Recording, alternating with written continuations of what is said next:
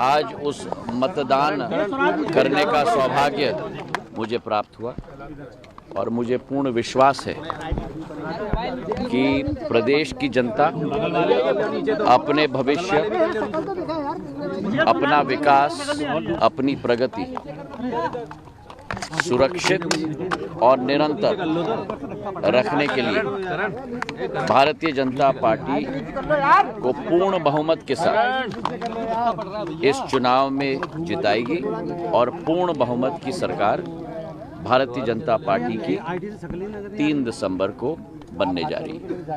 बहुत बहुत धन्यवाद।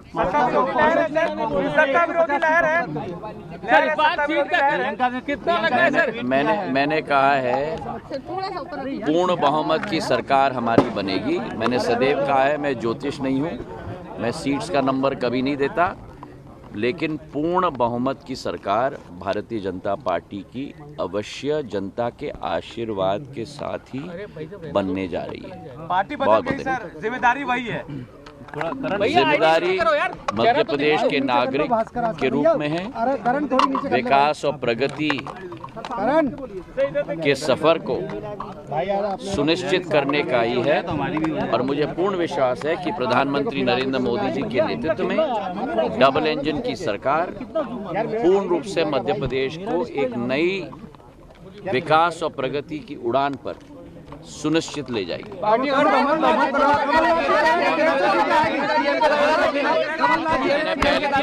मैंने पहले से ही कहा है मैं सीएम के रेस में नहीं हूँ, ना मैं कभी था ना आज हूँ। आप लोगों ने बार बार मुझे पूछा है 2013 में भी, 18 में भी और आज भी पूछ रहे हैं। तीनों बार मैंने कहा है कि मैं सीएम के रेस में नहीं हूँ। ये रेस कुर्सी का नहीं है, ये रेस विकास का है, ये रेस प्रगति का है और ये रेस जनता का विश्वास सुनिश्चित रखने का है। कुर्सी का रेस कांग्रेस की जनता कांग्रेस को कभी माफ नहीं करेगी, मुझे पूर्ण विश्वास है। शिवराज सिंह जी और प्रधानमंत्री नरेंद्र मोदी जी की डबल इंजन की सरकार ने जो कोरोना काल में करके दिखाया है, 1.5 वर्ष कोरोना काल के बाद करके दिखाया है, मुझे पूर्ण विश्वास है एक एक व्यक्ति को मध्य प्रदेश में सशक्त बनाया है, चाहे वो महिला हो, चाहे वो किसान हो, चाहे वो नौजवान हो, और पूर्ण रूप से बहुमत के साथ बीजेपी की सरकार वोट डाल के आप आए, क्या कहना चाहेंगे? मैंने सब कह दिया भाई, अब आप लेट आए पार्टी पे। सर नहीं, हम थे वहाँ पे, अभी क्या कहना चाहेंगे? मुझे पूर्ण विश्वास है कि भारतीय जनता पार्टी की सरकार पूर्ण बहुमत के साथ मध्य प्रदेश में जनता के आशीर्वाद के साथ इस बार भी बनने जा रही है। बहुत बहुत धन्यवाद।